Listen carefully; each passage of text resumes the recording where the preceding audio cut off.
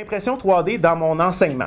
Parce qu'évidemment, tout ça, c'est bien beau, mais on est tous des profs, on veut peut-être l'appliquer dans un de nos cours. Moi, ce que j'ai fait, j'enseigne en dessin de bâtiment. Ma compétence visée par l'impression 3D, ça a été développer la perception spatiale chez mes élèves. Ça, c'est un grand point qui est difficile à pousser avec un crayon, un papier, une image 2D. Ça prend quelque chose souvent en 3 dimensions. Alors, avant ça, on parle du module 5 qui est volume architecturaux. Vous voyez la pièce ici à gauche. Fait qu'une pièce toute simple pour apprendre. C'est le début de la formation. L'élève, ça fait même pas 3 semaines qu'il a commencé, 3 semaines, un mois qu'il a commencé sa formation.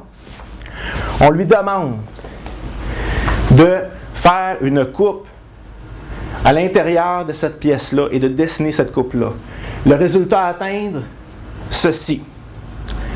Encore là, ça prend de la perception spatiale pour dire que je coupe comme ça, okay, je coupe dans un trou, je coupe dans une matière solide.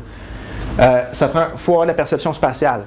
On ne montre même pas le résultat à l'élève, on veut développer sa perception spatiale. Ah, vas-y, essaye-toi, il n'y a rien à perdre, tu ne perdras pas une jambe en essayant. Au pire aller, on va te l'imprimer. OK? Alors, ici, fait que l'élève doit dessiner ça. Mais là, l'élève ne comprend absolument pas. Puis là, tu lui montres la forme 2D, c'est ça que tu dois dessiner. Gars, comprends. C'est ça, c'est ça. Oui, mais je comprends pas. OK. Ça m'a amené à dessiner, je vais dessiner la pièce en 3 dimensions à l'ordinateur. Puis je vais la tourner, puis je vais créer un plan de coupe dans AutoCAD pour lui montrer, puis je mets des couleurs différentes pour tout ça. Le pourcentage de mes élèves qui ne comprenaient pas, là-dedans, il y a 50%. Ah, maintenant je comprends. Mais encore 50% des élèves qui ne comprenaient pas que ça ne marche pas. Fait que j'ai pris ça et je l'ai imprimé en 3 dimensions. C'est la même pièce qui est ici. Le dessin qu'il y a là. Je l'ai imprimé à l'échelle 1,5. Il peut mesurer s'il veut sur la pièce. Fait que j'ai créé tout simplement une petite clé pour tenir les 2 morceaux ensemble. On coupe. Voici le résultat. L'élève le prend, le regarde, le touche. Un autre sens qui est attiré par l'attention pour aider le développement de la perception spatiale, le toucher. Un aveugle, pour développer sa perception spatiale, il n'a pas le choix de développer sa perception spatiale, sinon il ne va pas survivre. Comment il fait? Il s'en va toucher. Il va toucher les objets pour connaître sa maison. C'est la même chose, mais la personne, là, elle voit là, en forme de dessin technique. La personne, elle voit, mais sans être consciente de ça, elle vient toucher les formes. Puis ça développe la perception spatiale, peut-être même inconsciemment. Alors moi, j'utilise comme ça, la personne le voit comme ça, puis ensuite, ça l'amène au résultat que la personne doit atteindre dans le module, le dessiner, la coupe en 2 dimensions, sur une feuille de papier, avec un papier et un crayon. Pas à l'ordinateur, papier et un crayon. Développer encore là le toucher du papier, le toucher du crayon. Même chose. Fait que là, mon processus, ça a été ça. Fait que ça a été mon développement, juste pour ce module-là. Un autre module, juste regarder le temps qui me reste, parfait.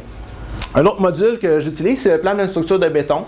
On a un plan de fondation, un plan de toit, une coupe de mur, une coupe dans des poutres et des dalles. Même si vous n'avez pas de connaissances en dessin de bâtiment, il y a des enseignants en dessin de bâtiment, mais même si vous n'avez pas de connaissances en dessin de bâtiment, je pense que, OK, on est dans un bâtiment, il y a une structure de béton, ça va, on fait des coupes à travers tout ça, mais de là à dessiner les poutres, l'acier d'armature, fait que ce que ça m'a amené, notre projet, le projet que vous allez dessiner, là, que je vous fais dessiner là, depuis 5 ans, mais là, je vais l'imprimer en 3 dimensions pour mieux le comprendre.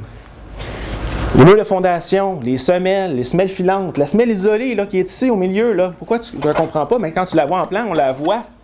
On voit à travers, là, vous ne voyez pas à travers ici, mais on la voit ici, cette semelle-là. Les poteaux, les poutres, la dalle, on comprend tout ça. Puis là, OK, on fait une coupe comme ça. 1 an après que j'ai imprimé ça, je dis OK, ça, c'est pas assez encore. Je vais imprimer directement la poutre, la dalle avec les barres d'acier d'armature. J'ai même pu imprimer un matériel aussi petit qu'un étrier. Il est même flexible, il bouge, comme le vrai, en acier. Dommage, je ne pourrais pas faire ça s'il serait en acier, là. S'il était en acier, je ne pourrais pas faire ça, hein? Ouais. OK? Peut-être de cette grosseur-là, peut-être, un peu. Alors, j'ai imprimé, puis là, je ne pensais jamais que ça allait tenir. C'est un test. Puis c'est un étrier. Fait que là, tu prends l'étrier, puis tu le mets ici, sur ton armature de poutre. Puis là, tu peux le dessiner en élévation. Tu vas voir une ligne en élévation. Puis quand tu es comme ça, tu vas voir un grand rectangle avec les coins arrondis.